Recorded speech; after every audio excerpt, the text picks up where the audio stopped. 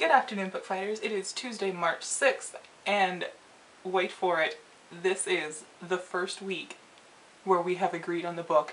Yay! If I had confetti, it would be falling right now, but unfortunately confetti is not in the budget. Mostly because we don't have a budget. We do this for free. But yes, we read The Importance of Being Earnest, and we all have liked it. This is exciting, is it not? I think this is exciting. But yeah, so The Importance of Being Earnest.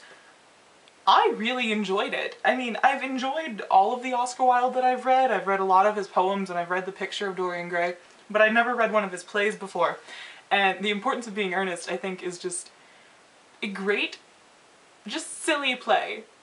People have said it before this past week, but it really is just this great, this silly, frivolous, funny play. And that's just so great sometimes, especially after The Fault in Our Stars and Moby Dick. Like, I feel like we needed something kind of light and funny. And The Importance of Being Earnest definitely was that. So,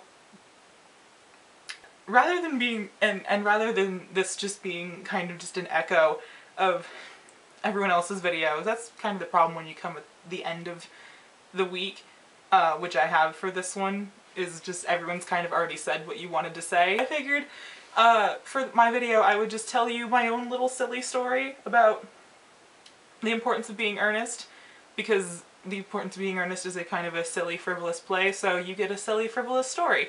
Alright, so my freshman year of high school, I was in a drama class, and I went back to my old elementary school to volunteer at their newly established drama club. And at the end of the year, the kids were putting on a performance, and the club advisor, Mr. Pollock, myself, and a parent volunteer were in the multi-purpose room moving tables off of the stage and getting it ready for the performance.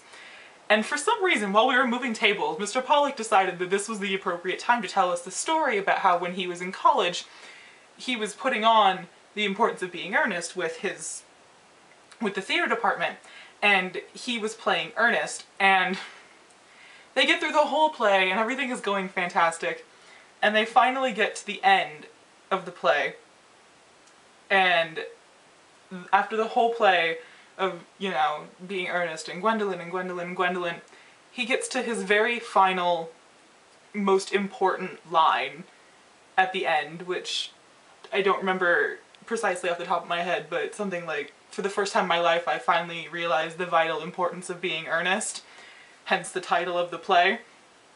And so he gets ready to deliver his big line, and he says, "I finally realized for the first time in my life the vital importance of being Gwendolyn." And the audience laughs, and the curtain closes, and he's mortified, and his director is just furious. And he's like, oh god, he's never gonna cast me in anything ever again, what am I going to do?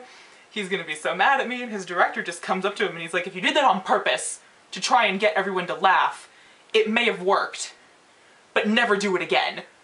And he's like, what do you mean do it on purpose? And the audience has no idea that this is not the line, and so they are just still laughing, and they still love him.